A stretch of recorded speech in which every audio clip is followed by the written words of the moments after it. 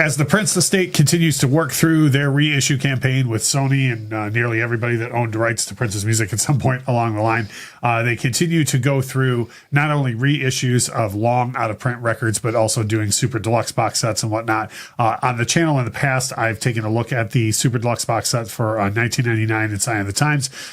This time around, by way of a long story and the way that my vinyl collecting has changed, I opted not to do the super deluxe set of Diamonds and Pearls. It looks awesome, but for me, I just picked up the reissue of it, and this is one of those ones that for me, I know I say this a lot to you, and we talk about it on the channel a lot, where I always go, oh, I used to have an original pressing of that or whatever. And Diamonds and Pearls is one of those songs that, one of those albums rather, for me, that I feel like the average casual Prince fan knows the three singles off of, or the three biggest singles off of this record. But I really love this whole album. So I had been waiting for a reissue of it. So we're going to go through the points that we usually do when we talk about reissues. And for this one, this is another unique video where I used to own the original pressing. I've heard it many, many times.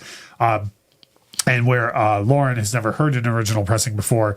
And I don't think heard much of the record outside of the big singles. No, I fall into that camp. Right. So for this one, for the packaging, there's a bunch of pluses. There's not really any negatives, at least in my opinion, on this. One was, and I know you hadn't seen it before, but we do have a video on the channel where I covered the original pressing. The outer, the cover art on this, it's not foil lined, but it's like a metallic print of sorts. The original was not like that. Okay. The original is, I think the original of the CD for Diamonds and Pearls was hands down the coolest thing you could get, because it actually had the hologram cover. Oh, neat. Where the original LP for it is the same picture that's on the reissue, but the original was just like a dull matte print, and the new one is like a shiny metallic. Like, I want to be clear, it's not. We'll put pictures of it up. It's not like a foil imprint or anything, but it is shiny and metallic. I like that.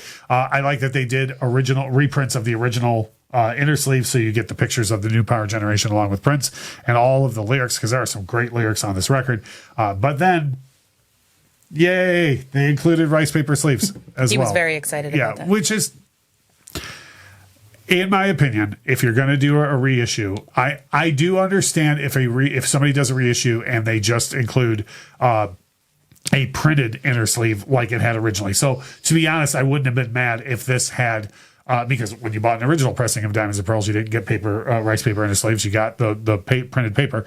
So with this, though, this is my preferred way for a reissue to be packaged, with reprints of the originals, and then we're in a different era now, and everyone takes care of their records better. So give us those as well. So overall, I like the packaging a lot. I think and it's a really good album, which leads us to the sound. I've heard a lot of debate online about this, about the mix sounds different to certain people. A lot of people say the new one is a lot more punchy, a lot more bass to it than before. And again, this is where you had never heard this album, a lot of this album in the first place. Right. But for me, for coming from an original pressing, it sounds exactly the same to me. So I don't know if that makes my ears remedial. I don't know if that's a placebo effect for other people who are just want the original to sound different, because I know a lot of people are like that. They're, oh no, an original always sounds better. Yeah. You know, to me, it sounds the same. What did you think of the sound overall on the album? Like, because you'd never heard stuff like Get Off or Cream on vinyl at all. Right, yeah. So, I mean, and there were also just tracks on this that I hadn't heard, period, right? So, like, I'm kind of processing the material and also how the material sounds.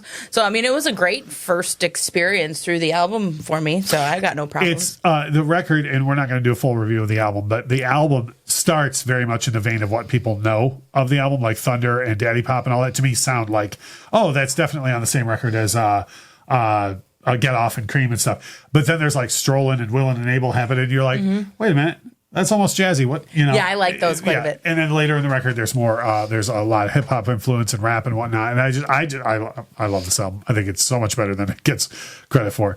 For price, we always tell you what it's going for at the time of the shooting of the video. Right now, here today, a 2 LP reissue of Diamonds and Pearls is going for around $40. I've seen it drop to like 35. I've seen it up at 45, but so 40-ish. To me, that's a decent price, especially coming from someone who paid around $100 for an original years ago. You're getting, in my opinion, as good of a sounding pressing, and then you're getting better packaging. in my opinion. So as far as the value goes, here's the thing. The value of paying $40 for this, for me, comes down to how much you like this album. Okay. For most people, this album is the title song, Get Off, and Cream. And would you pay $40 just to have those 3 songs? Most people wouldn't. I love this album. I don't think it's Prince's best record. It's certainly not even my favorite Prince album. But I love it. There's so much more to the record than the singles. Like, again, what you said, when I started it and Thunder Happens and then Daddy Pop, you were probably just kind of like, oh, okay, early 90s, Dancey Prince. But then which those are great songs, by the way. I'm not saying they're bad songs, but they're indicative of what, if you drop the needle on that and you've never heard it before, you'll go, oh, I expected that because of Get Off. But then you hear stuff like Strollin', Will and Enable. There's things I haven't played for you yet, like Money Don't Matter Tonight.